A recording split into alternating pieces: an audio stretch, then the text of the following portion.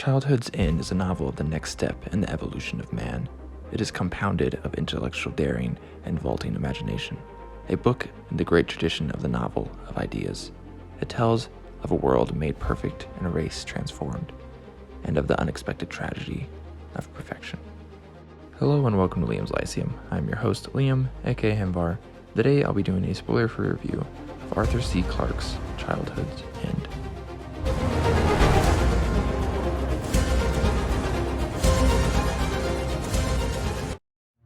Childhood's End is a 1953 standalone sci-fi novel by one of the grandmasters of sci-fi, Arthur C. Clarke. It is a standalone novel. It is told in the third-person omniscient point of view as well. Now, this is also the first novel I've read by Clarke. As far as those typical grandmasters of sci-fi go, I've also read Asimov.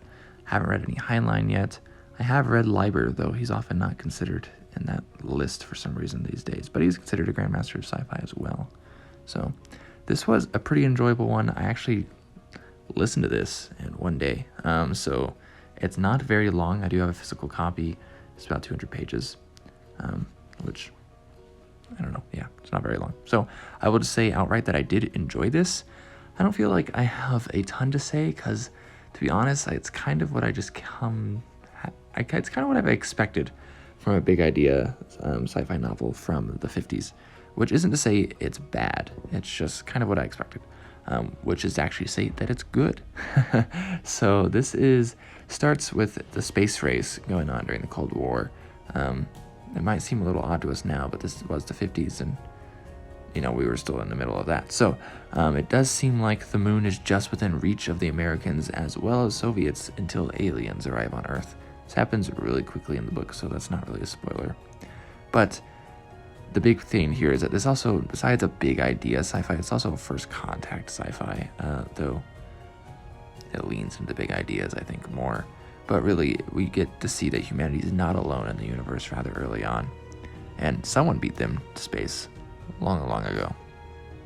Now, we do have this book split into 3 parts, and we learn about the overlords, really, all of them, because those are the aliens who came in contact with humanity. They initially rule, but they rule from a distance. They are absently benevolent and peaceful. For only one person has ever actually met one of the overlords, and that was through a glass screen, so didn't actually even see the thing. The expectant reveal of these overlords does come, it seems to never come initially to the people, as it takes quite a long time, quite a number of years, but it does happen actually. So again, this book is divided into parts. So in part 1, some of the characters are Ricky Stormgren and General Secretary of the United Nations, and another is von Reinberg, and others who are mostly discontents with their loss of freedom, even if there is peace of the sorts. It's definitely interesting that this peace on Earth is kind of forced, but it's even forced to the point where, for example, no needless harm against animals is allowed even by the overlords.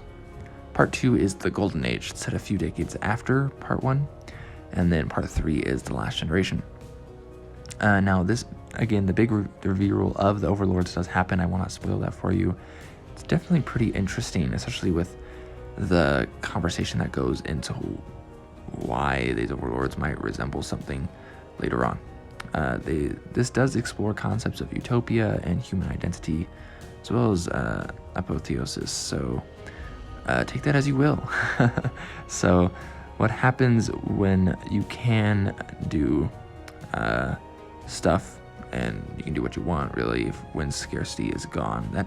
That kind of is a big topic here. The the idea that creativity is stifled when you have such a affluent society.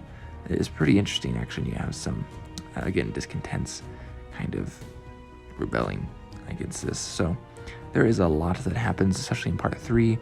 Some of it seems to definitely come from left field. It's rather insane. This is one of those, it's hard science in a sense, but more of the big idea, because it's like, yeah, no clue, like that's not based in reality type of stuff.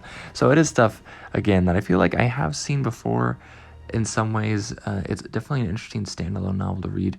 I definitely do plan on reading more Clarke. I'm not quite sure what next. Probably The City and the Stars, if I were to actually be honest, but I don't have any others. I just have this Childhood's End still. So let me know what you thought of Childhood's End. I'm definitely missing things. I feel like a lot of people have their minds blown with this one. I don't know why I didn't really particularly feel that way. Maybe it's because I listened to it on audio. I feel like that might have something to do with it, but it's the same story, so maybe not. I will say I really enjoyed it, though. The writing is actually rather simple. It's I don't know how to... All I'm saying is that this is exactly what I expect from a 1950s sci-fi novel, and I don't know why that is exactly, but it's just what I expect from Clarke, knowing the little bit about Clarke that I did. So that's probably weird. I know that doesn't help you. But I guess the idea is that it's dated concepts, right? Like the idea of the Soviet Union, the space race, that stuff is decades in our past now. You know, we're still doing stuff in space, but like Soviets don't exist anymore. Like we've been to the moon for quite a while, right? So like stuff like that. That's just kind of what I've come to expect from novels like this, I guess. And it's not hard to read. It's not particularly enjoyable to read. It's just a good story from someone who seems to know what they're talking about. So definitely in some ways rather imaginative, but in some ways that imagination is fantastical, just in different ways from like earlier sci-fi, like John Carter or something. I guess more based in like a scientific fantastical rather than just fantastical. I don't really know what I'm saying. Anyways, from Liam Lyceum. Hopefully I made some sense, but I did enjoy this. I'll definitely read more Clarke. So I've already enjoyed his laws for quite some time, but I'll catch you next time.